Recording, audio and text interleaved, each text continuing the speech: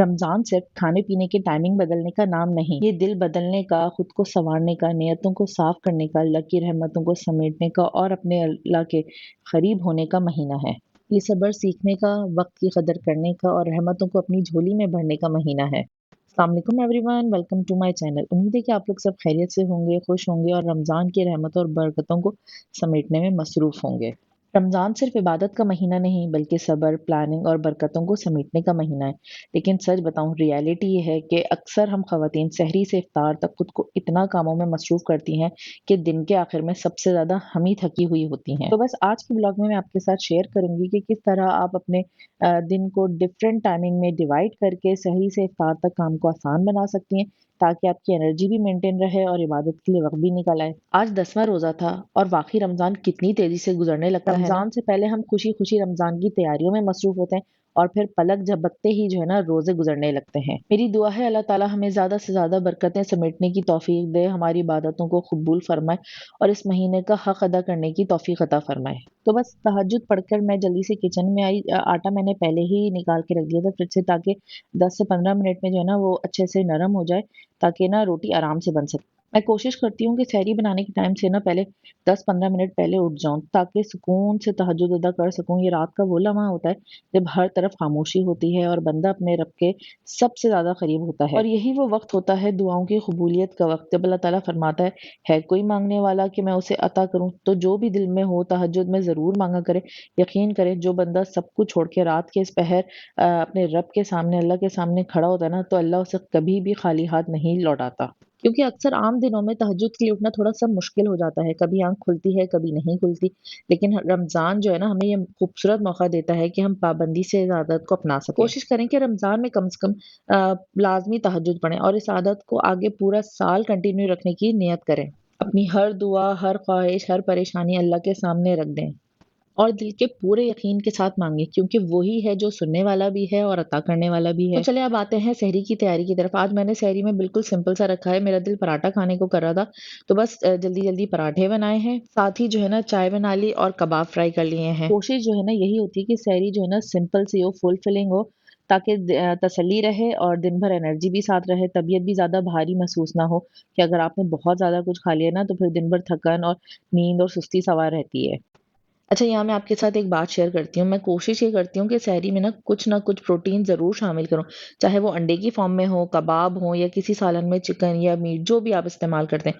Protein दिन भर जो है ना एनर्जी लेवल को आपकी मेंटेन रखता है और बॉडी को भी ना फुल फिलिंग देता है। साथ ही दही, खजूर को भी लाज़मी शामिल करें, क्योंकि ये आपके लिए बेहतरीन है और रोज़े के दौरान ना एनर्जी लेवल को बैलेंस रखते हैं। इस तरह आप ज़्यादा देर तक जो है ना फुल महसूस करते हैं, वज़न भी कंट्रोल में रहता है।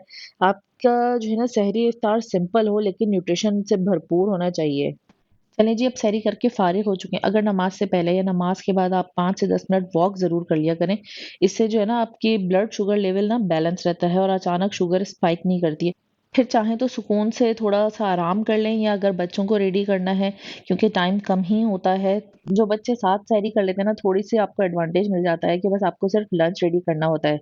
तो बस मैं भी जो है नमाज़ के फ़ौरन बाद बच्चों का लंच वग़ैरह प्रिपेयर कर देती हूँ, ताकि आराम से बच्चों को रेडी कर सकूँ और स्कूल भेज सकूँ। क्योंकि मेरे बच्चे सहरी में लाज़मी उठ जाते हैं, चाहे मैं उठाऊँ या ना उठाऊँ, तो मेरी कोशिश यही होती है कि मैं उन्हें भी अपने साथ ही सहरी करवा लूँ। तो बस बच्चों को स्कूल भेजने के बाद आके मैंने सबसे पहले अपने बर्ड्स को देखा, उनको एन्जॉय करा, उनको दाना-पानी दिया। बस इसके बाद मेरा काम ये होता है कि बस किचन को फ़ौरन समेट दूँ, बर्तन वग़ैरह धोकर साफ़ कर दूँ, ताकि जब मैं थोड़ी देर आराम करने के बाद वापस किचन में आऊँ ना, तो मुझे किचन बिल्कुल साफ़-सुथरा मिले। क्योंकि मेसी किचन में ना काम करना आपको बहुत मुश्किल लगता है और बल्कि आपको थकन होने लगती है। वैसे ही आपके रोज़े में एनर्जी लेवल कम होते हैं, तो मेसी किचन देख के अब तो फिर आपकी तबीयत और ही डाउन हो जाएगी। और सुबह-सुबह का जो टाइम होता है ना, वो बहुत ही बरकत वाला और फ्रेशनेस वाला टाइम होता है। आप अपने जितने ज़्यादा काम जो है ना सुबह के टाइम निपटा लें, तो वो आपके लिए बहुत अच्छा होता है। स्पेशली रमज़ानों में, क्योंकि आधे दिन के बाद जो है ना आपकी एनर्जी थोड़ी-सी डाउन होने लगती है। तो बस किचन के साथ-साथ मैं जो है ना फ़ौरन कोशिश यही करती हूँ कि घर को भी समेट दूँ। थोड़ा बहुत एटलीस्ट, क्योंकि सर्दियों में ब्लैंकेट्स और कम्फर्टर्स बेड पर फैले रहते हैं, जिससे तबीयत में सुस्ती आ जाती है और बस दिल चाहता है कि ब्लैंकेट ओढ़ो और सो जाओ। तो बस मेरी कोशिश यही होती है कि सबसे पहले जो है ना मैं बेड को समेट दूँ ताकि रूम आपका ना टाइडी अप लगे और वाक़ई अगर आपका बेड समेट जाए ना तो आपका पूरा रूम ऐसा बिल्कुल साफ-सुथरा लगने लगता है। तो बस बच्चे इस टाइम स्कूल जा चुके होते हैं तो पहले मैंने उनके रूम को टाइडी अप करती हूँ, फिर अपने रूम को सेट कर लेती हूँ ताकि माहौल बिल्कुल साफ-सुथरा और फ्रेश फ़ील हो। अच्छा यहाँ मैं आपको एक टिप देती हूँ, आप लाज़मी किसी भी रूम को जब समेटने जाए ना तो अपने मोबाइल में टाइमर लगा लें। 10 मिनट, 15 मिनट अपने एनर्जी लेवल अपने काम के हिसाब से आप जो है ना टाइमर लगाएँ और कोशिश करें कि बस उसी टाइम में अपने टास्क को ना कंप्लीट करें। इस तरह से आपका टाइम भी सेव होता है और आपके अंदर एक एनर्जी आ जाती है जिससे ना आप जल्दी-जल्दी अपने कामों को निपटा लेते हैं। और बस मैं भी टाइमर लगाकर ही काम करती हूँ ताकि मैं जल्दी-जल्दी अपना काम कर सकूँ। रूम समेटने के बाद जो है ना मैं अपने लिए टाइम निकालती हूँ ताकि मैं ज़िक्र-ओ-अस्कार कर सकूँ। सुबह का वक़्त ना बहुत पुरसुकून होता है और यही मेरे लिए बहुत बेहतरीन वक़्त होता है। देखिए अगर आप अपने लिए वक़्त खुद नहीं निकालेंगे ना तो अगर आप ये सोचते रहेंगे कि टाइम मिलेगा तो करेंगे, ऐसा नहीं होता। आपको अपने लिए वक़्त खुद ही निकालना पड़ेगा। वरना घर के काम तो इतने हैं कि आपको कभी भी फुर्सत ही नहीं मिलेगी अपने लिए इबादत करने के लिए या अपने किसी भी काम के लिए। और इसके बाद थोड़ी देर लाज़मी मैं जो है ना रेस्ट करती हूँ, 2 से 3 घंटे आराम से सो जाती हूँ, ताकि ना दिन भर के लिए मैं फ्रेश हो सकूँ। और बच्चों के आने से थोड़ी देर पहले उठती हूँ क्योंकि लंच मैं स्पेशली रमज़ानों में जो है ना रात में बनाकर रखती हूँ। क्योंकि दिन के वक़्त जो है ना बहुत शॉर्ट टाइम होता है, अगर आप दिन के वक़्त लंच बनाने लगेंगे ना तो इफ्तार का वक़्त सर पर आ जाता है और काम अधूरे रह जाते हैं। मेरे पास रात में अच्छा टाइम होता है तो मैं यही करती हूँ, रात में लंच बना लेती हूँ ताकि सुबह सिर्फ गरम करके दे दूँ और ना इससे मुझे प्रेशर रहता है कि लंच बनाना है, ना ही जल्दी का एहसास होता है और आप बिल्कुल पुरसुकून और रिलैक्स फ़ील करती हैं। असल बात ये है कि जो भी वक़्त आपको सूट करे, चाहे वो दिन का हो या रात का, उस वक़्त अपने काम को मैनेज करें। जब आप सुकून और प्लानिंग के साथ चीज़ें करेंगी, तो ना प्रेशर होगा, ना थकन होगी, हर किसी का रूटीन ना अलग होता है। इसीलिए बेहतरीन वक़्त वो है जिसमें आप आसानी से सब चीज़ें सँभाल सकें। और यहाँ आपके साथ एक बात, एक टिप शेयर करूँगी। रमज़ान से पहले हम अमूमन घरों की अच्छी तरह से डीप क्लीनिंग कर लेते हैं। इसलिए रमज़ान में ना खुद पर डीप क्लीनिंग का प्रेशर नहीं डालें। बस बेड सेट कर लिया, हर रूम को 5 से 10 मिनट दें, अच्छी-सी डस्टिंग करें, चीज़ों को समेट कर उनकी जगह पर रख दें। जो चीज़ जहाँ से उठाएँ उसे लाज़मी वापस वहीं रखें। किचन को बस अच्छा-सा साफ़ करें, किचन काउंटर वगैरह को, सिंक को लाज़मी साफ़ करें क्योंकि हाइजीन मेंटेन करना बहुत ज़रूरी है। क्योंकि रमज़ान में ना सबसे ज़्यादा यूज़ जो होता है ना वो हमारा किचन है। और यकीन करें जब आप इन चीज़ों को ध्यान देंगी, जब चीज़ें अपनी जगह पर होंगी तो घर खुद ब खुद ऑर्गेनाइज़ और साफ-सुथरा महसूस होगा। डीप क्लीनिंग का बोझ नहीं रहेगा और आप रमज़ान में अपनी इबादतों, ज़िक्र-ओ-अस्कार पर ज़्यादा फ़ोकस कर सकेंगी।